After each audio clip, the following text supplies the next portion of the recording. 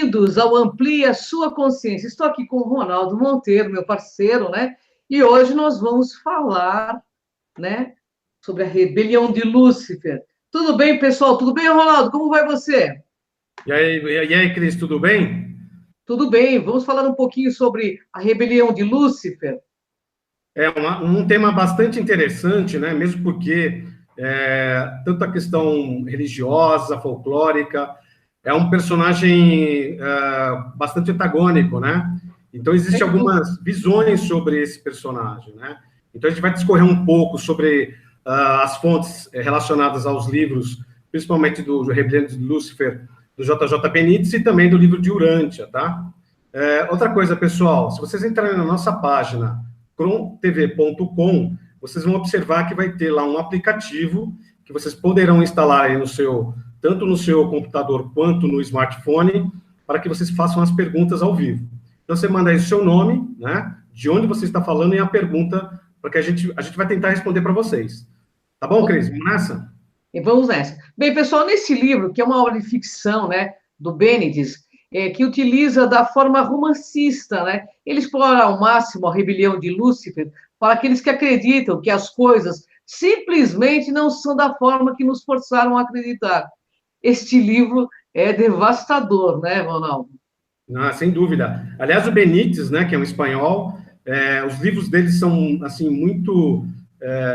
faz com que as pessoas pensem a respeito e provocam uma revolução até no pensamento das pessoas, porque é o seguinte, a grande característica do Benítez é que ele é um grande pesquisador, é um jornalista, né? Sem dúvida. Ele tem muitos detalhes de todos os livros que ele editou. Para vocês terem uma ideia, Cavalo de Troia, né? É uma saga, na verdade, são 9 livros, e Cavalo de Troia, ele fala sobre uma operação, né, da Força Aérea Americana, que tem uma capacidade de viajar no tempo, né? E a missão deles é justamente o Cavalo de Troia, porque eles se lançam na época de Jerusalém, na época dos 10, 15 dias antes da crucificação de Jesus. É algo imperdível, a gente recomenda que vocês leiam esse livro. Vamos fazer uma pauta sobre esse livro também. Espera só um pouquinho, né, pessoal? Que a gente tem muitos temas aí sugeridos, e esse foi um deles. Mas o Benítez também utiliza a ciência, aventura, fantasia, para contar a história do personagem mais polêmico da história da humanidade. Não com a imagem demonizada que é perpetuada pela Igreja Católica. Porém, também ele não isenta de culpa da maldade humana. Um livro com uma perspectiva diferente, uma nova hierarquia do céu e uma nova função para os anjos e todas as personalidades envolvidas nas organizações celestiais. Fantástico. Então, o Benítez, nessa obra, ele se supera, né, mostrando a formação do universo e sua luta entre o bem e o mal. Lembrando que bem e o mal é uma questão de ponto de vista, né? E daqui a pouco a gente vai discorrer um pouco sobre isso. E de uma maneira bem clara, né, sendo ambos provenientes da mesma fonte, né, a parte da mesma humanidade, não existindo os conceitos de bom ou ruim. Então, ele tem uma linguagem bastante culta e um enredo bastante complexo, porém extremamente interessante e polêmico, né? Então, a gente recomenda que aqueles que têm mente aberta e que sabem discernir a ficção da realidade. Certo, Cris? Com certeza, Ronaldo, porque a proposta de hoje é destacarmos alguns trechos aí que achamos interessantes explorarmos. Então, antes de começar a explorar esses textos, né, eu vou conversar com o meu amigo Ronaldo, que é Monteiro, e vou fazer uma pergunta para ele. Ronaldo, como que o Benítez, no seu ponto de vista, que estudou todas as obras dele, como que ele escreveu essa Rebelião de Lúcifer? Em que livros que ele foi se baseando, você sabe? Então, na verdade, ele se baseou para escrever esse livro no livro de Urântia. Não sei se nossos internautas já tiveram conhecimento ou acesso a esse material. É um material muito extenso, ele conta a história da Terra, que nesse caso ele é denominado como Urântia, porque as fontes e as informações são de milhares e milhares de anos atrás, e esse material ficou aí para que as nações e populações futuras tivessem acesso. Então, também é outra leitura que a gente recomenda. Então, o Benítez, ele tem, até por ser um pesquisador, um jornalista, ele se baseia em fontes que ele julgou interessantes, né, para poder discorrer de uma obra de ficção científica, mas sempre com o aspecto de você ter aquela sensação de se é realidade ou não. Ou seja, no final, o leitor vai dizer para si mesmo o que ele acredita e o que ele não acredita. No entanto, pelo menos do que eu já li das obras do Benítez, realmente nos deixam com lacunas para preencher, né? Com situações em que você consegue, pelo menos, ter um discernimento e que existe uma certa lógica, tá? A gente daqui a pouco vai falar sobre isso. O interessante de tudo isso é que o Benítez também, assim, ele utiliza-se muito da figura de linguagem, né, para colocar todos os seus estudos, né, e o que eu acho interessante, eu tive a oportunidade de conhecê-lo pessoalmente, e ele é um grande escritor, né, e sabe o que está fazendo. De qualquer forma, a intenção dele, pelo que eu entendo, é trazer uma verdade relativa de ponta para a nossa humanidade, algo que renove, né, a nossa cabeça, o nosso coração, que a gente perceba de forma diferenciada tudo que está sendo colocado aí dentro das religiões e fora delas também, né, ou não? Não, perfeitamente. A grande desafio do Benítez, eu acho que a obra dele aqui na Terra, é despertar as consciências para novas realidades, né? Nós sofremos durante milênios um marketing, né? Seja de quais fontes forem ou que foram, uma certa ideia sobre alguns aspectos da vida, né? E, dentre essa questão da rebelião de Lúcifer, nós temos também a questão da passagem de Jesus aqui na Terra, e dentre outros tantos avatares. Então, as obras do Benítez remetem à reflexão. E é isso que a gente vai ver daqui a pouco sobre esse livro, Rebelião de Lúcifer. O importante é a gente colocar aqui que a gente aqui não está afirmando que isso seja uma verdade absoluta, até porque nada é absoluto, é tudo relativo mesmo. Mas que é bem legal a gente refletir sobre as obras, né, do autor, porque pode nos trazer novas reflexões. E tudo que é novo é muito bem-vindo, né? Até porque a gente desperta aí para novas coisas que foram, de certa forma, escondidas aí pelas religiões, né, Ronaldo? Exatamente. Muito do que nós temos como ficção, na verdade, é a realidade, né? E a realidade, muitas vezes colocada diante dos nossos olhos, é pura ficção. Porque eu falo aqui da palavra marketing, porque isso remete a muito à questão de se vender um peixe, né? Se vender uma ideia, né? Gerar uma ideia, gerar um mito. Pessoas aqui na Terra eles são mestres nisso, né?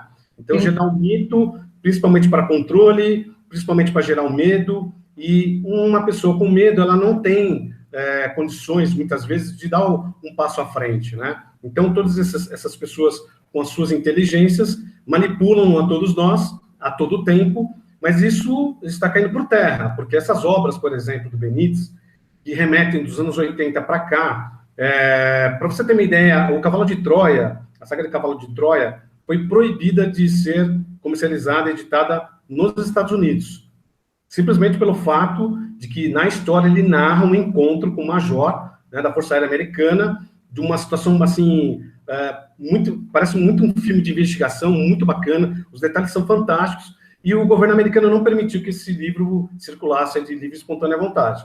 Então, tem uma razão de ser, tá? E nesse livro, a gente vai falar em outra entrevista, né, em outro bate-papo, ele fala sobre a criação de uma máquina que realmente, né, segundo essa história de ficção, a gente consegue viajar no tempo, ok? A máquina do tempo. Mas esse assunto, Ronaldo, vai ser para uma próxima pauta, ok?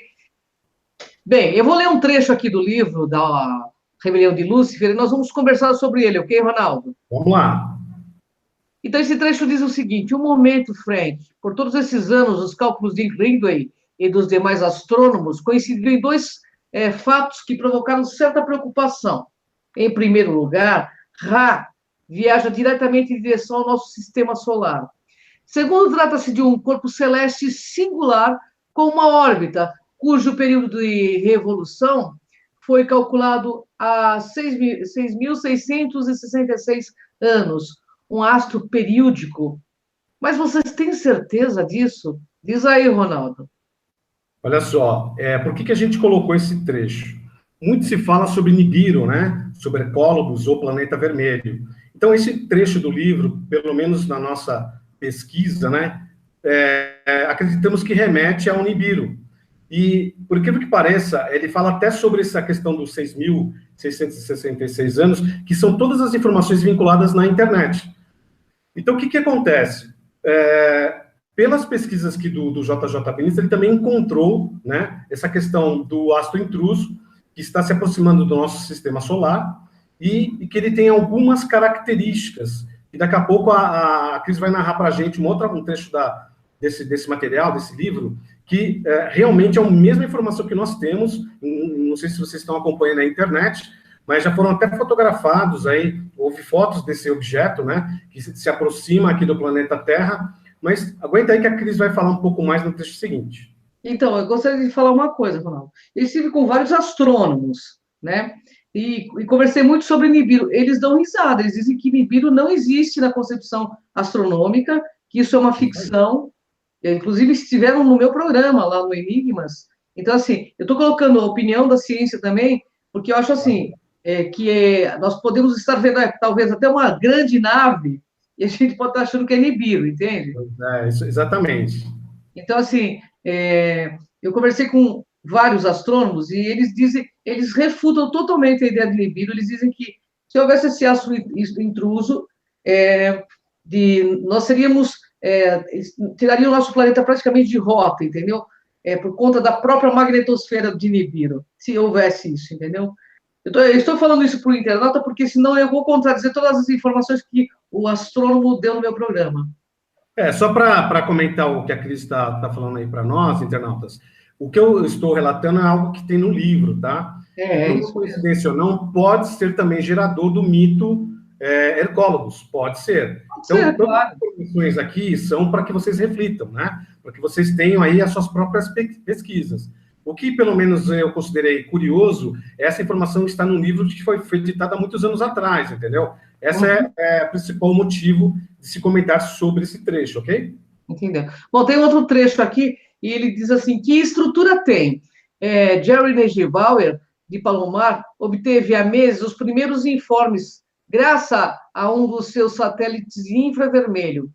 Ra também tem um núcleo frio, porém um tanto superior ao nosso planeta. Mas o que é mais desconcertante, pessoal, é que esse núcleo aparece rodeado por uma espécie de envoltório. Ainda não sabemos se líquido ou gasoso, cujo diâmetro total é similar ao de Júpiter. Isso aí significa um volume 1000 vezes maior que o da Terra. Como podemos perceber, Ronaldo, porque temos bastante material falando sobre a forma de composição de Nibiru. E aí, como que você diz isso? Então, de novo a questão das fontes que se encontram na internet, né? E esse corpo ele é identificado como um corpo com uma magnetosfera, né? Uma parte densa, e ele tem essa coloração marrom, né? Existe uma cauda, justamente por todas essas componentes que acompanham esse planeta, e que, dentro dessa característica que está aqui no livro, ele pode ser o mesmo objeto que nós tantos... como nós estamos vendo dentro da internet. Então, essa questão, por exemplo, de ele ser muito grande, é questão da densidade. O que a Cris falou é verdade. Se ele se aproximasse muito aqui do nosso planeta, além da verticalização do eixo da Terra, ele, na verdade, tiraria a Terra da nossa posição atual, né? Provocaria provavelmente uma destruição do planeta. Mas é curioso os detalhes desse livro, né? É por isso que a gente convida todos a lerem esse livro e vocês tirarem as suas próprias conclusões. Cris? Sem dúvida. Então, vamos a outro trecho aí, Ronaldo. Em relação ao que eles, os portadores da vida, chamam o supercontrole da evolução, esses documentos dizem outras coisas, que a vida material evolucionária, ou seja, a vida anterior à aparição da inteligência propriamente dita, retunda de uma colaboração entre os mestres controladores físicos e o Ministério da Transmissão de Vida, através de 7 espíritos mestres em conjunção com os ativos cuidados dos portadores da vida responsáveis, em consequência do funcionamento coordenado dessa tríplice atividade criadora. E desenvolve-se uma aptidão físico-orgânica para pensar mecanismos materiais, destinados a reagir inteligentemente aos estímulos do meio exterior. E aí, Ronaldo, o que você me diz disso? Então, uma questão importante que também é mencionada nos livros do JJ Benítez se refere aos engenheiros siderais, né?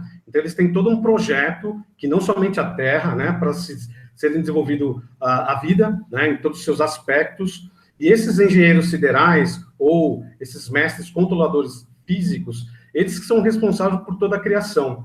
E em relação à rebelião de Lúcifer, ele fez parte dessa administração, né? E daqui a pouco a gente vai falar como é que ele fez parte disso. Mas dentro desse trabalho em que ele foi designado, houve um pensamento de Lúcifer em relação à própria existência de Deus, né? Então, isso acabou provocando, naquele momento, naquela época, todo esse desequilíbrio, né, por conta do pensamento de Lúcifer, e a gente vai ver daqui a pouco o que isso ocasionou na rebelião. Então, mas é uma pergunta que eu tenho que fazer, Ronaldo. Do seu ponto de vista, nesta obra de J.J. Bennett, Lúcifer, então, é uma entidade que poderia ser chamada de um ser, especificamente. Na verdade, ele é um ser comum. Então, ele foi como nós um dia, né? Teve suas experiências em todos os seus aspectos, seja eles espirituais, materiais, enfim. Ele se tornou um anjo, né? Ele se tornou uma pessoa brilhante, inclusive nas suas atividades, né? De arcanjos. Só que naquele momento, o Lúcifer, ele teve um pensamento que levou ele à derrocada, que é aquela questão do anjo decaído, né? Então, o Lúcifer é uma entidade, é um ser, né? Que veio de outras paragens, de mundos mais evoluídos, e ele aqui na Terra, na verdade, ele teve duas outras entidades que o apoiaram nessa relação com a Terra. E uma dessas entidades é o próprio Satã, que a gente vai falar daqui a pouco. Então deixa eu colocar um ponto de vista aqui de quem pesquisa também. Veja bem, uma coisa que eu discordo em algumas coisas dessa questão é o seguinte, porque pesquisando junto com, em Torá, junto com Deepak, Sankara, junto com a Maria Pereira, que eu faço os programas, todo esse contexto foi colocado numa questão religiosa. Agora, você imagina como que um ser de uma alta hierarquia, que tem um nível de consciência lá em cima, a gente imagina que um ser da denominação de um arcanjo, como ele pode incorrer num erro desse nível? Entende? Eu acho que tem alguma coisa meio estranha, porque quando você toma consciência de algo, principalmente com a questão que discorre no livro, eu achei bastante incoerente essa parte de ele ter caído em vaidade, porque ele já era um arcanjo, e para você se tornar um arcanjo, no meu ponto de vista, de tudo que eu estudei em metafísica, você já tem que ser totalmente destituído de vaidades. Então, tem alguma coisa muito estranha que eu vou querer cutucar você aí, viu, Ronaldo? Porque você é um pesquisador. Na verdade, Cris, como eu sempre gosto de deixar bem claro para os internautas, é tudo por uma questão de reflexão, né? Eu aqui também não acredito nem desacredito, eu apenas leio, né, os materiais e faço as minhas reflexões.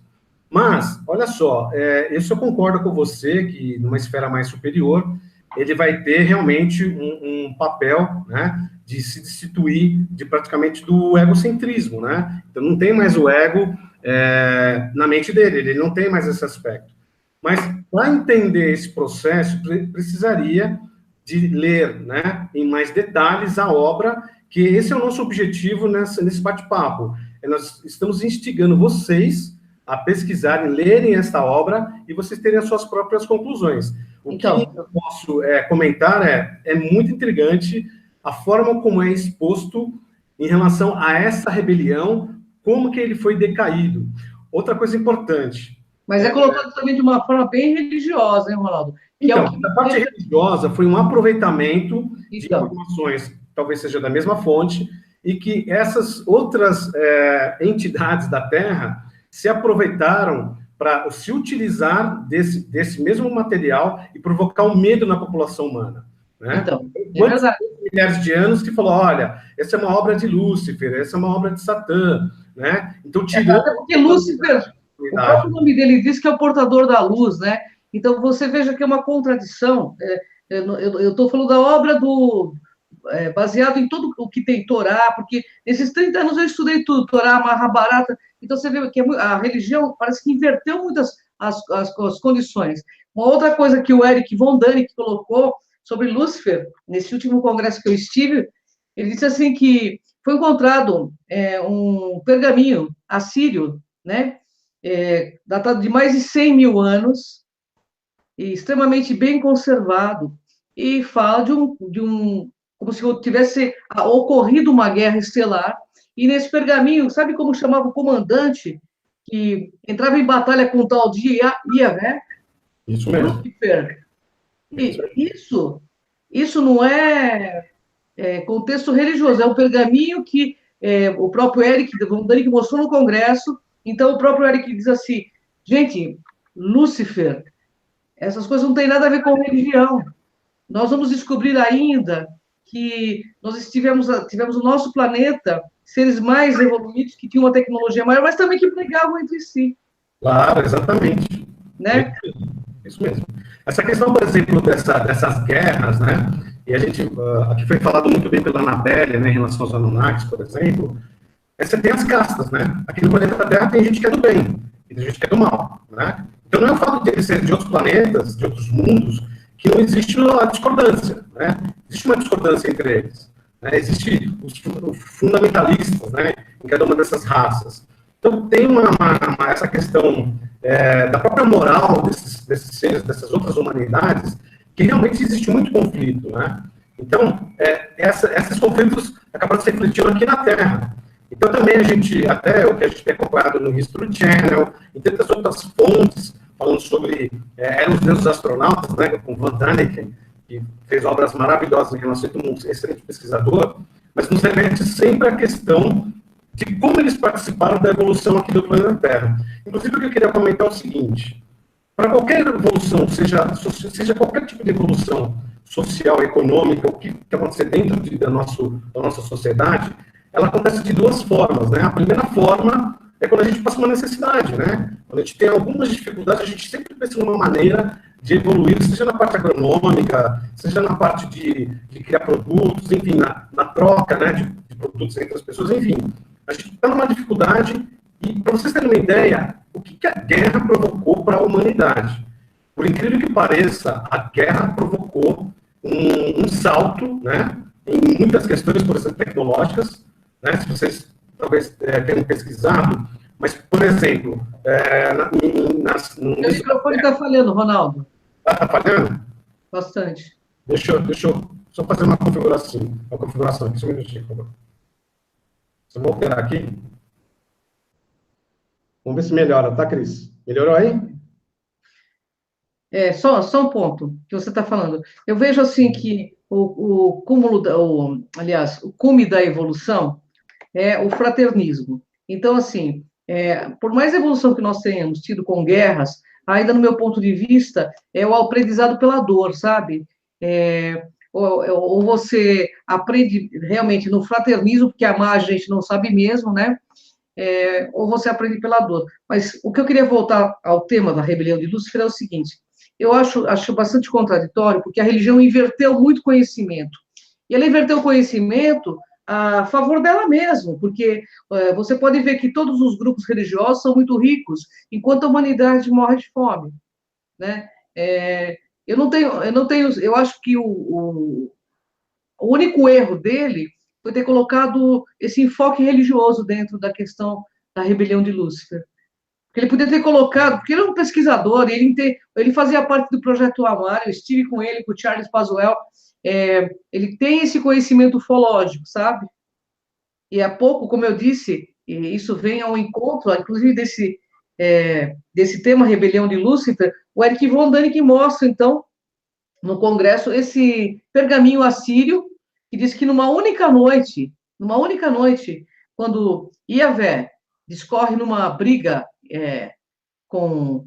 quis expulsar esse comandante, o que aconteceu? Ele matou mais de 100 mil assírios com um clarão que foi dado em cima. Então, assim, eu tenho muito pé atrás quando a coisa se volta para o lado religioso, até porque eu não tenho religião, mas, assim, eu vejo muita inversão dentro da religião, esse Deus tirano que é colocado, sabe? Essa coisa que, contraditória, por exemplo, Deus te ama, né? Mas se você não amá-lo, você vai para os quintos dos infernos, entendeu? Essas contradições que existem na religião me pegam muito. Mas isso já tem... Está falhando Falhando, seu microfone. Está falhando ainda? Muito. Então, deixa eu só continuar falando aí que eu vou alterar aqui a minha configuração, tá bom? Tá.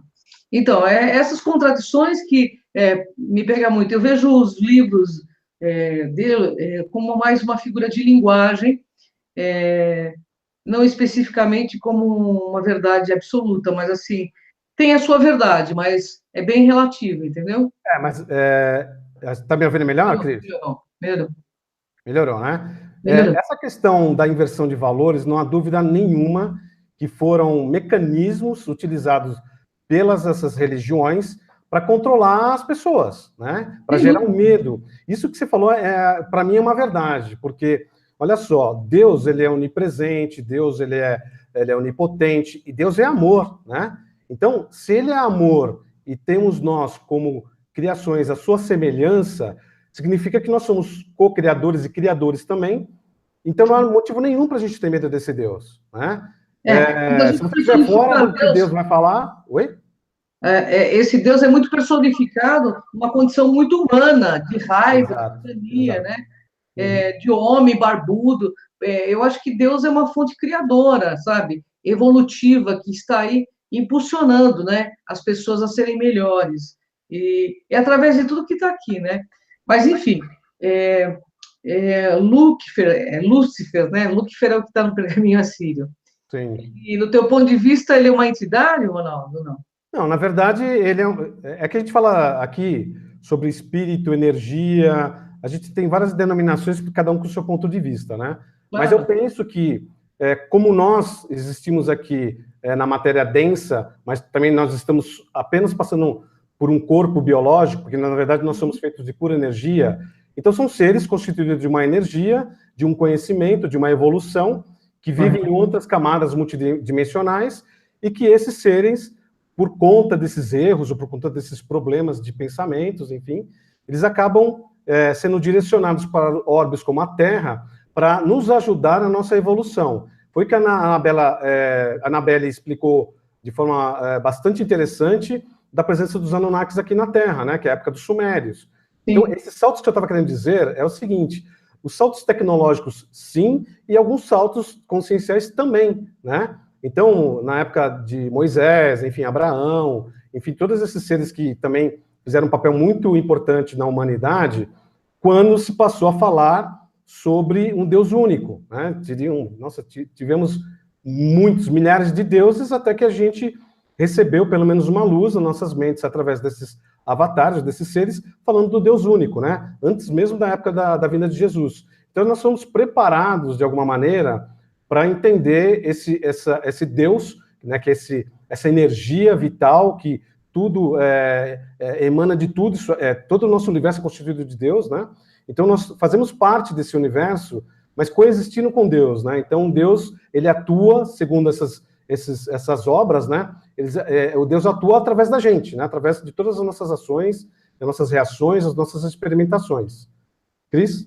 Então, Ronaldo, eu acho interessante assim. Eu tiro muita conotação religiosa, porque você sabe que não tem religiões, mas eu sei que essa força é atuante, e também o que para mim seria o Satã, é o próprio ego. O Satã é a formação do ego de cada ser humano, sabe? Aquela densificação realmente no mal, da não compreensão, que eu acho que isso que realmente é essa energia. Não é especificamente um homem ou uma figura mitológica. Mitológica, é isso mesmo. Mas, assim, uma energia que você opta. Mas eu tenho muito esse questionamento. Inclusive, eu perguntei para o Charles Pazuello, que era amigão do... por que você acha que um cara que nem Lúcifer, que tinha um nível de arcanjo, que para você ser um arcanjo, olha o nível de consciência que você deve ter. Você vai escorregar por causa de uma bobagem como essa? Traição, uma coisa tão pequena, né? Eu acho meio contraditória essa história. Parece mais uma história de carochinha, sabe? Para imitar a Bíblia. Deixa eu pegar aqui. Deixa eu te falar, Cris, tem um trecho aqui que eu gostaria de falar. Aliás, pode falar, Ronaldo. Né? Para a gente ter um pouco mais ideia do livro de Urântia, né, em relação à rebelião de Lúcifer. Olha que interessante. Lúcifer era um brilhante filho Lanonandek, primário de Nebadon. Possuía experiência de serviços em muitos sistemas, havia sido um alto conselheiro do seu grupo e distinguira-se pela sabedoria, sagacidade e eficiência. era o número 37 da sua ordem e, quando indicado pelos Melquisedeques, fora distinguido como uma das 100 personalidades mais capazes e brilhantes entre mais de 700 mil de sua espécie. Vindo de um começo tão magnífico, por meio do mal e do erro, abraçou o pecado, e agora está numerado como um dos 3 soberanos de sistemas em Nebadon, que sucumbiram ao impulso do ego e renderam-se aos sofismas de uma liberdade pessoal espúria. A rejeição da lealdade universal, a desconsideração pelas obrigações fraternais e a cegueira para as relações cósmicas. No universo de Nebadon, domínio de Cristo Micael, há 10 mil sistemas de mundos habitados. Em toda a história dos filhos Lenonandeques, durante o seu trabalho em todos esses milhares de sistemas e na sede central do universo, apenas 3 soberanos de sistemas respeitaram o governo do Filho Criador. Exatamente o que você comentou há pouco, né? Como é que um ser com essa capacidade cometeu esse erro e ele acabou sendo destituído de toda essa a parte que ele era mais magnífico no seu trabalho, entendeu, Cris? Então, eu já li o livro de Urântia, eu já inclusive entrevistei o pessoal de Urântia, respeito muito, mas eu acho que é um livro canalizado, sabe? O livro de Urântia foi canalizado. Então, veja bem, quando você canaliza, e hoje foi pesquisado já sobre a questão de canalização, 30% é um bloco de informação que você traz de verdade. O resto é tudo da cabeça do canalizador. Então, acho que a gente precisa separar bastante coisa, porque se a pessoa tem crença em Jesus, em Buda, ele vai colocar essas questões como sendo a verdade, entendeu? E é o que a gente vê muita confusão nisso, né, Ronaldo? Eu não estou aqui defendendo Lúcifer, nem... Eu acho que existe uma força da entropia, que é a força da inconsciência, sabe? E as pessoas fazem questão de ficar nessa força da entropia, mas fazem questão porque vê a zona de conforto, vê realmente uma vantagem, né? Então, a gente acaba, por conta de ficar nessa zona de conforto, que lá na frente vai ser a nossa zona de confronto, a gente acaba não querendo sair. A gente espera entrar nas crises existenciais, a gente espera tudo isso para a gente ir buscar o que nós somos. Concordo com você. Essa questão, por exemplo, de atuação junto à humanidade, né, operando em nosso ego, né? Então, assim, existe uma característica humana que é o seguinte: qual o tom, né, de vida que nós temos aqui na Terra? Quais são as frequências que nós estamos participando neste momento? Nós estamos mais para a parte negativa ou positiva? Nós estamos mais para o amor ou para a dor? Então, essas influências desses seres para conosco é o que vai dizer o resultado da nossa vida, né? Mas se alguém falar para nós, olha, roubar é certo ou matar é certo, vai a tua consciência que vai dar uma resposta em relação ao que você está ouvindo, né, ou considerando, né? Então, os aspectos que esses seres fizeram durante milênios foi mais uma questão de puxar a pessoa que já tem as suas inclinações, as suas sombras, né, ou a sua luz para aquilo que ele está se deparando, né? É por uma questão mais de reação a essas tantas situações que tem na vida. Então, as decisões são tomadas todos os dias pelo que a gente sente, né? E praticamente o que a gente tem de vibração dentro do nosso coração. Então, vai demandar uma situação positiva ou negativa, dependendo do qual música a gente que estamos escutando naquele momento. Cris? Na verdade, eu penso que tudo no universo é energia, frequência e vibração, que nós somos uma antena e a gente vai captar o que tiver a ver conosco. Se você colocar do ponto de vista de um animal enxergar o ser humano, eles vão ver a gente como seres extremamente negativos. Porque o ser humano, por onde passa, ele deixa um rastro de destruição e dor. São poucos os seres humanos que realmente têm uma atitude mais lúcida de amparo, de fraternismo, né? Então, eu vejo as igrejas se debatendo, já o Satanás que faz isso. Olha o que o ser humano está fazendo com o planeta Terra, sabe? Se o planeta Terra está esse caos que está, é porque nós somos um caos. E do caos vai nascer uma estrela. Mas, para isso, precisa passar pela maturação da consciência. Porque uma consciência fechada no egoísmo, exatamente, fechada nas sombras, ela não vai conseguir nunca acessar sua parte búdica, crística, porque ela, principalmente se ela não quiser sair dessa zona de conforto e ficar sempre presa nos quadradinhos das religiões. Que a religião fala assim, reza, senão você vai para o céu, para o inferno. O cara só reza porque ele tem medo de ir para o inferno.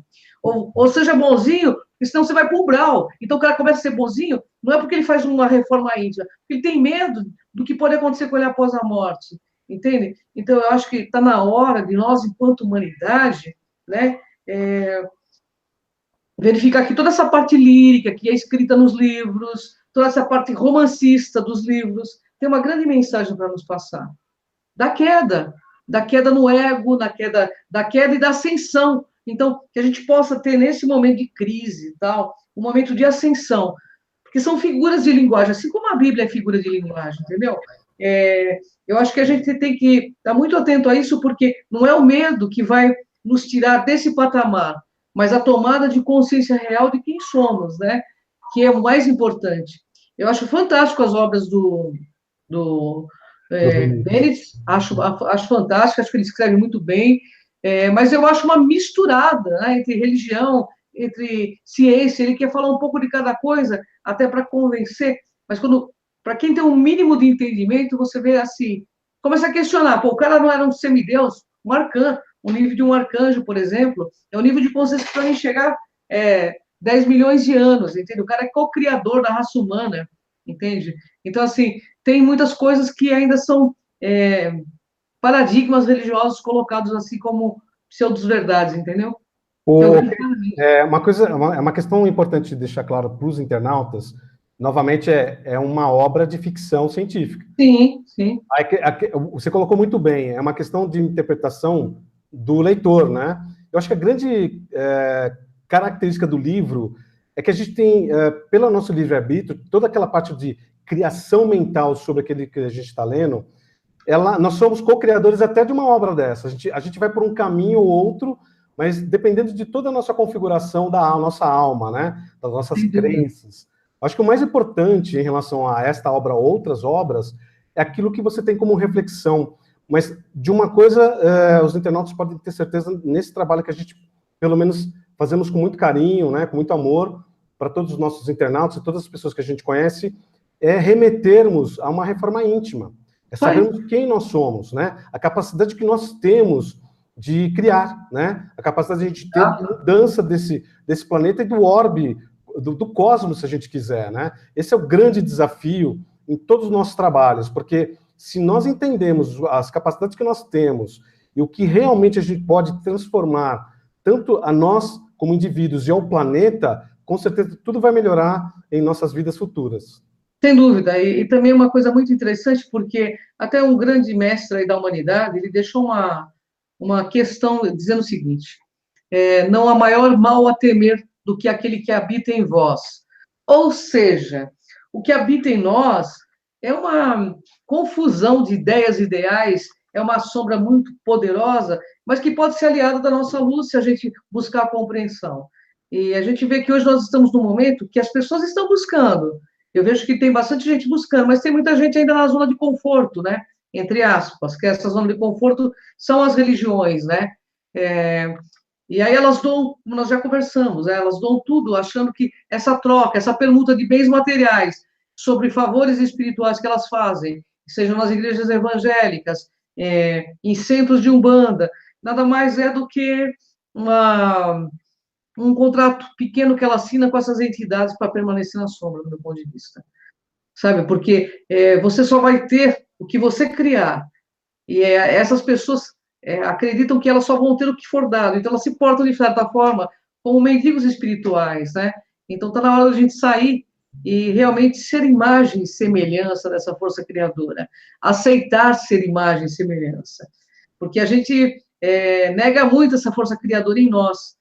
E o que é essa imagem e semelhança?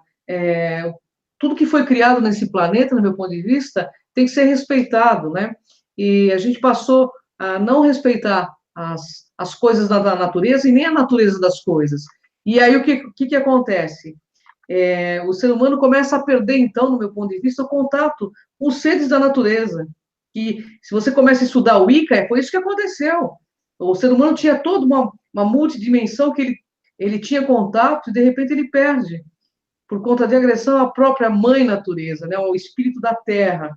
Então, eu acho que nós precisamos nos reconectar ao que somos, sabe? Partes da natureza, né? E parar de agredir a natureza, que a gente fazendo tanto, né, hoje em dia.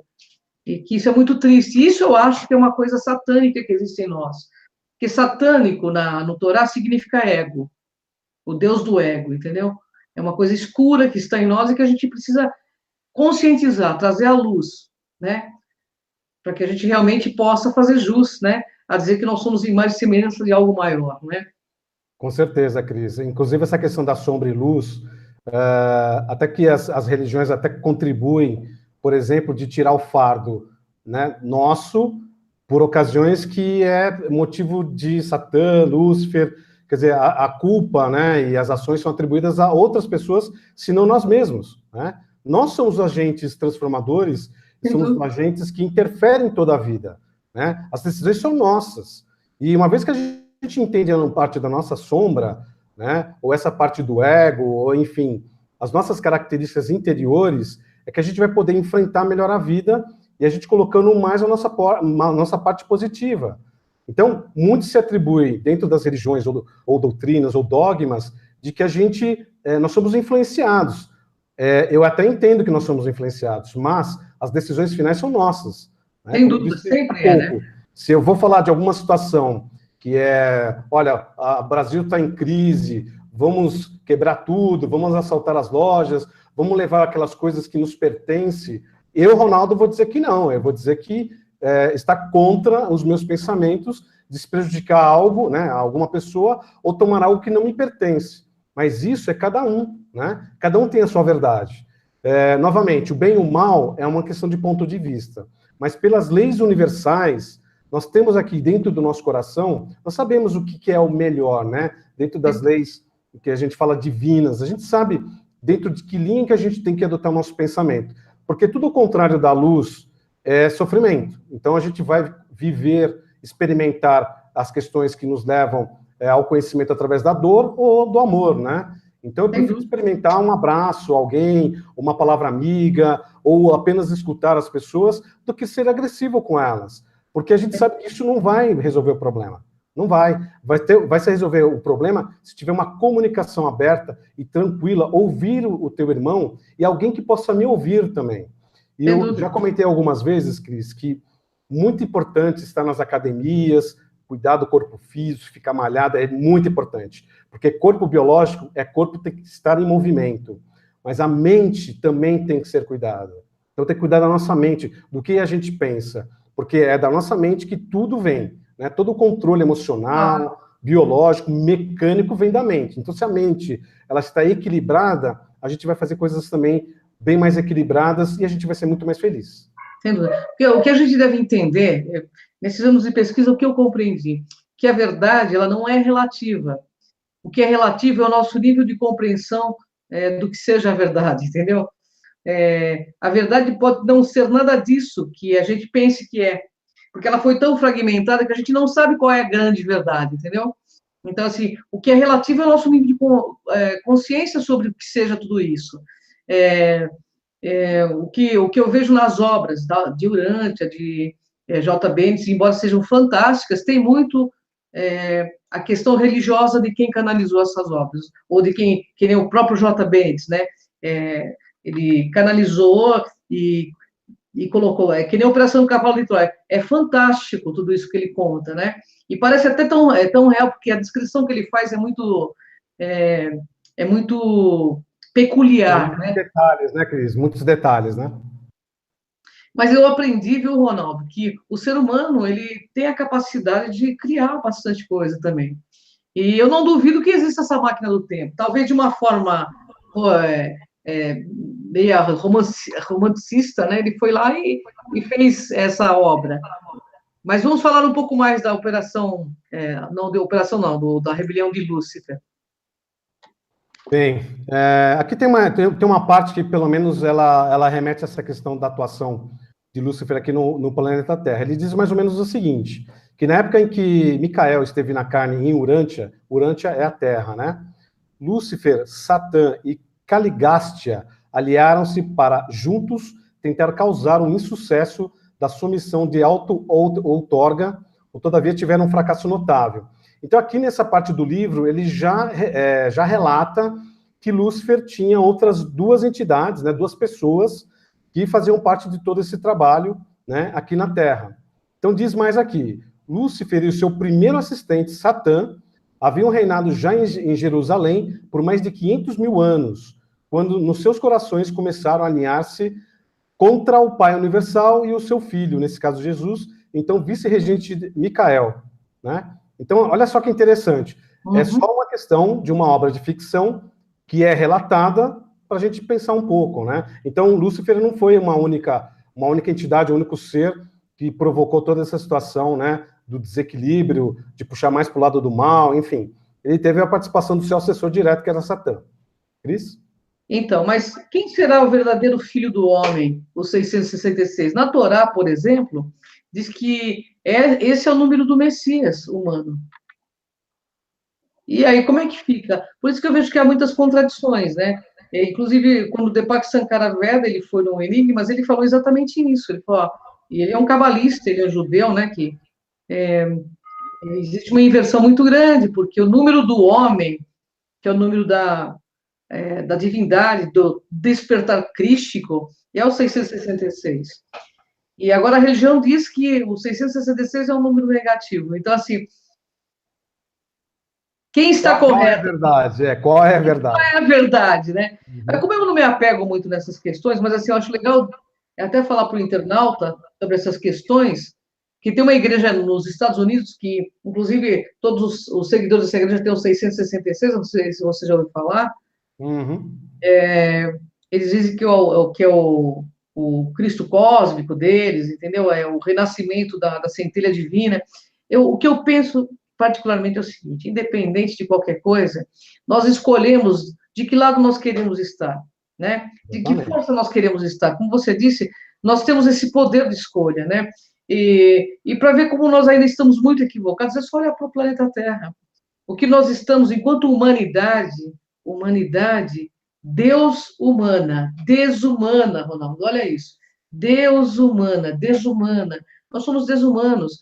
E eu falo isso porque, assim, embora eu ainda sou, como carne, então sou carnívora, ainda não, claro, num nível menor, mas se a gente tivesse um pouco de compaixão, nós não faríamos com os animais nada do que está sendo feito, com as crianças, a fome na África, porque o planeta Terra, ele é um planeta que tem muita diversidade de alimentos. Então, não precisaria ter tanta diferença social, né? Então, eu acho que dominam as pessoas por um pedaço de papel pintado chamado dinheiro, que rouba, inclusive, muita energia psíquica das pessoas, né? Então, assim, esse é o verdadeiro Deus da humanidade, do meu ponto de vista. O verdadeiro Deus que a humanidade se curva, se rende, é o dinheiro. É o dinheiro. Por esse papel pintado, as pessoas se matam e matam as pessoas. Você sabe que os países que fazem guerra, não sei se o nosso internauta sabe disso, mas os países que fazem guerra, por exemplo, os Estados Unidos entram em guerra com a Coreia do Norte. Se a Coreia do Norte perde a guerra ou vice-versa, depois eles têm que pagar todo o gasto para os Estados Unidos. Quando eu fiquei sabendo disso, porque eu fiquei em choque, porque eu falei, então está escrito, né? Tá dito. Então, isso aqui é uma atitude mais satânica do que essa, né? Você inventa uma história para um monte de gente morrer na guerra, geralmente nem um filho de político, né, de político famoso, ou que tem que seja abastado financeiramente, e enquanto a humanidade toda vai para lutar por trustes e ideais que são deles. Então, o que precisa acontecer, do meu ponto de vista, é o pessoal acordar para a sua própria luz e parar de acreditar, porque existem guerras aí, multisseculares religiosas, por exemplo, em nome de Deus. Que Deus é esse que quer que o cara vai lá e se coloque um negócio de bomba na cintura, um cinto de bomba e se exploda, para se encontrar com 21 virgens lá no céu, né? Então, eu acho que está na hora do povo começar a acordar, entendeu? Que isso vem sendo repetitivo, né? E que a gente precisa começar a acordar para a gente não cair mais nesses engodos. Afinal de contas, que Deus real está coordenando a sua vida nesse momento? Que Deus real coordena as suas atitudes no dia a dia? É Lúcifer? É Satã? É um Deus de amor e bondade? Porque o Deus que coordena a sua vida se você estiver em ressonância com essa força, vai fazer com que você tenha atitudes no cotidiano de bondade, beleza e verdade, ou o contrário delas, né? De inversão total. E o que a gente vê no planeta hoje, o que é? O que é? Um Deus que... Se há um Deus que está coordenando esse planeta, é o Deus da inversão. O Deus dos espertos, o Deus que passa a perna nas pessoas. Aí as pessoas fazem tudo isso durante a semana e depois vão para suas igrejas rezar. Então, assim, eu questiono muito, e devo admitir para você, Ronaldo, como meu amigo e meu parceiro, que às vezes eu vejo a religião como o maior entrave da vida espiritual do ser humano, porque muitas coisas são apresentadas como verdades que não são verdades, porque se a gente tem a concepção de que Deus é uma força criadora do bem, da bondade, da beleza e da verdade, realmente poucas pessoas nesse planeta acreditam nesse Deus. É só olhar a atitude do ser humano com qualquer outra espécie. Não precisa ser de outra espécie, não. A própria espécie humana, no dia a dia, no trânsito. O ser humano compete o tempo todo, entendeu? Essa competição, essa guerra, né, do ego, guerra, é o tempo todo, né? Uhum. Então, assim, voltando à rebelião de Lúcifer, eu acho que ainda há uma grande rebelião. Como psicanalista, eu acho que o ser humano está em profunda rebelião com essa força trevosa, seja Lúcifer, seja Satã, sei lá qual nome eu vou dar, porque eu não conheço bem essas histórias assim religiosas, mas o ser humano tem uma irmandade com essas forças. É só olhar para o planeta que nós estamos. Nós não temos merenda para as nossas crianças, né? Nós não temos um monte de coisas, hospitais, por exemplo, pela ganância do ser humano. Você vê o quanto é difícil levar um trabalho de consciência, as pessoas entram em canais para ouvir besterol e não entram num canal de consciência, para abertura de consciência. Tem 10 bilhões de pessoas inscritas no canal, que é sessão besterol, e 20, 30 mil pessoas inscritas num canal de consciência como o nosso, como o do Flávio Vale, como de outras pessoas que estão aí batalhando para trazer um nível de lucidez maior. Então, é você só perguntar, quem está causando essa rebelião? É Lúcifer? Ou é a aceitação do mal em nós? O cara lá, o rapaz de 33 anos, ele já não dizia, não há maior mal a temer do que aquele que habita em vós? Quem é dono da sua cabeça, internauta? Para que lado você pende realmente? Você tem coragem de olhar para você mesmo e dizer para quem você está trabalhando aqui na Terra? Para o fraternismo, para a humanidade ou para o egão siderado que você tem? Então, eu puxo a orelha mesmo dos internautas porque eu quero todo mundo desperto, vamos mudar isso aqui, né, Ronaldo? Eu acho que isso é possível. E essa rebelião... Essa rebelião e esse Armagedon que o pessoal fala tanto, estão acontecendo nesse momento, na sua vida, na minha vida, na vida de todas as pessoas.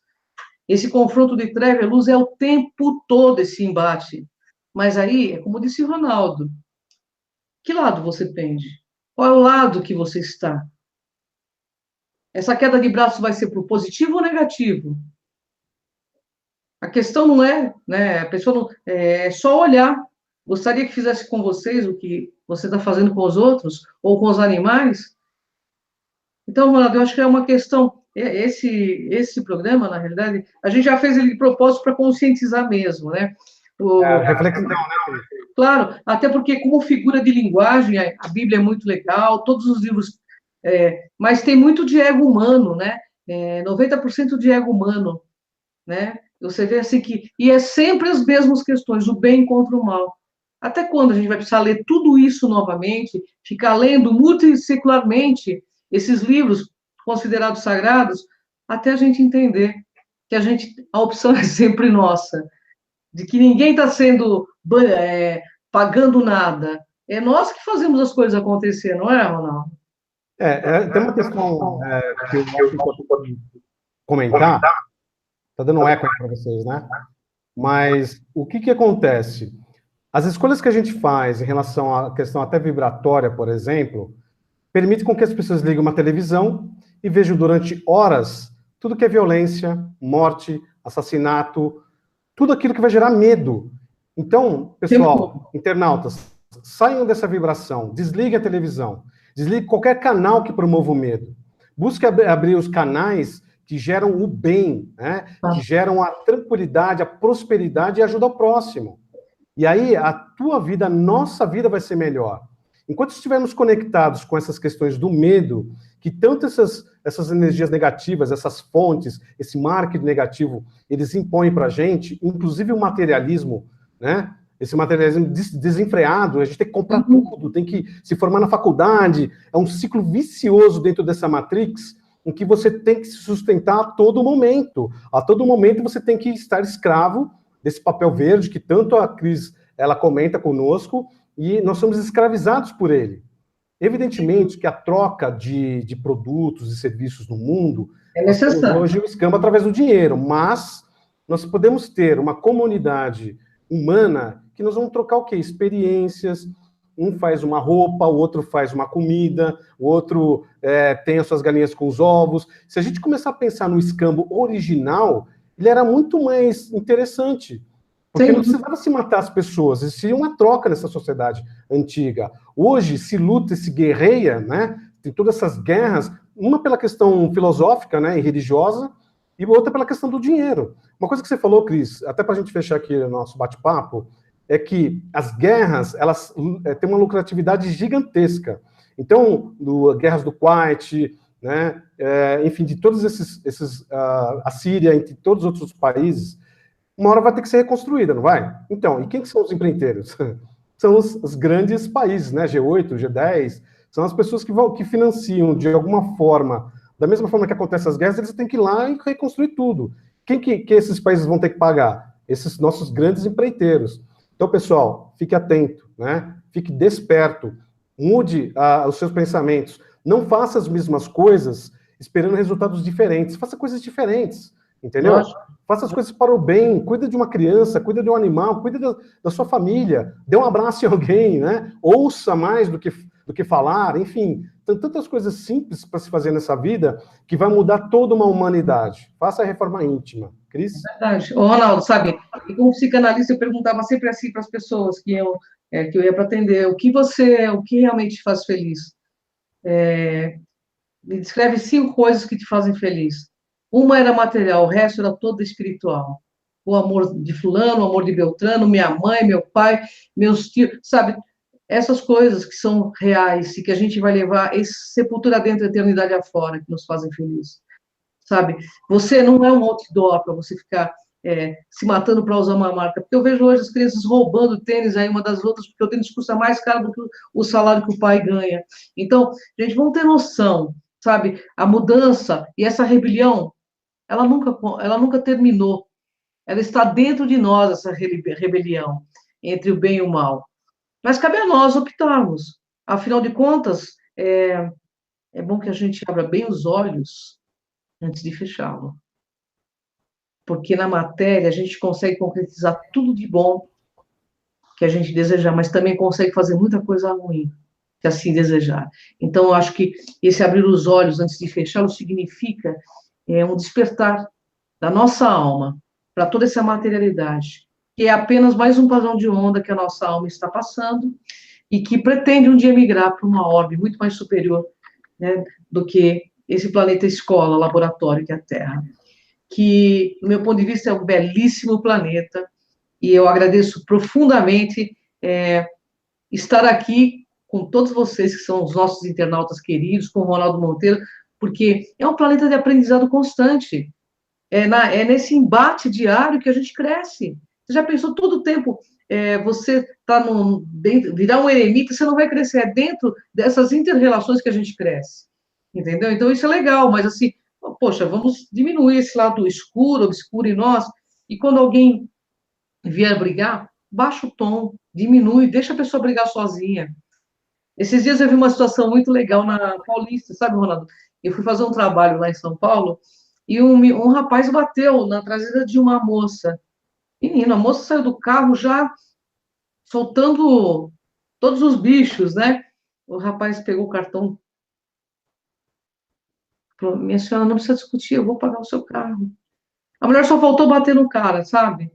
Então, porque acontece, essas coisas acontecem, então a gente tem que começar a ter um pouquinho mais de compreensão. Tá todo mundo ainda muito preocupado com dinheiro, com um monte de coisa, mas o que nós vamos levar daqui exatamente? Nós vivemos na efemeridade buscando a eternidade. Então, que a gente tenha noção dessa efemeridade. Só que tudo passa, tudo é experiência. Vamos aprender com os erros, isso é mais importante. E olha, dói crescer, viu, pessoal? Não pense que é fácil, não. Dói crescer, mas a gente cresce. E juntos é melhor ainda, porque juntos, pessoal, é o caminho dos fortes, né, Ronaldo? Perfeitamente. Bem, a gente está chegando aqui no final do nosso bate-papo, que eu acho que foi bem interessante, e nós estaremos aí com outros assuntos bastante cativantes, né, Cris? E a gente vai falar de uma programação aí nas próximas entrevistas, e eu gostaria de deixar alguns recados, tá? Acesse nosso site, crontv.com, nós temos lá um menu, um link de contato, e mande para a gente, né, os seus casos, os seus interesses, caso algum especialista dentro da nossa linha, né, de trabalho queiram ser entrevistados, preencha aqui o nosso formulário e manda para a gente, tá? Em breve a gente vai lançar o nosso primeira turma aí do Futurismo, que vai ser uma surpresa para vocês.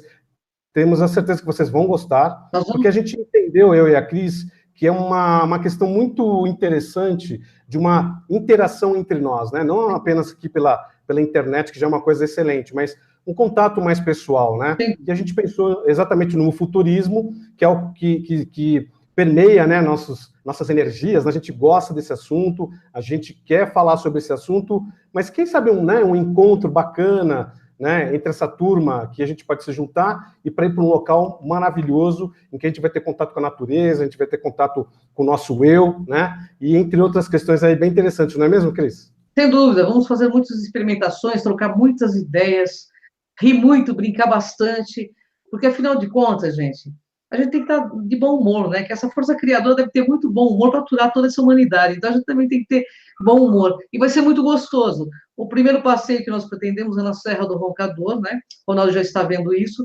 E logo que nós tivermos todo o pacote acertado com a empresa, o Ronaldo vem e eu também faremos uma live e convidaremos você aí conosco. Vai ser muito gostoso estar junto com vocês. Com certeza. Pessoal, eu fico aqui meus agradecimentos. Muito obrigado, viu, Cris, da gente poder ter esse bate-papo e até a próxima. Você, Ronaldo. Eu sempre vou atuar como psicanalista porque eu aprendi a refletir muito, né? E isso faz muito bem porque é através da reflexão que a gente brilha, sabe? Que nasce aquela luz dentro do peito da gente, a gente consegue analisar que caminho melhor a gente pode seguir. Pessoal, quem reflete, é isso aí, brilha. Então, antes de qualquer decisão, aconteceu qualquer coisa, você pensa, você ouviu, pensou, refletiu, aí vai agir. O ser humano tem a mania de fazer tudo ao contrário. Ele enxerga e já vai na atitude, sabe, Ronaldo? E é aí onde acontecem as grandes catástrofes, às vezes. Pessoal, gratidão, Ronaldo, uma honra estar com você sempre, você é meu irmãozão de alma, e a você também, internauta, um grande beijo. Acompanhe nossas redes sociais, Cris de Pascoal, Ronaldo Monteiro, o site do Cron TV, que está bombando aí com essas mídias, porque o que nós desejamos mesmo é que, como uma só humanidade, a gente desperte juntos, para que tudo seja melhor para todos os seres vivos, em todas as suas manifestações e formas. A vida tem que ser preservada, porque, afinal de contas, como eu digo sempre, tudo que move é sagrado. Então, vem com a gente nessa jornada. Até mais, Ronaldo! Até mais, tchau, tchau.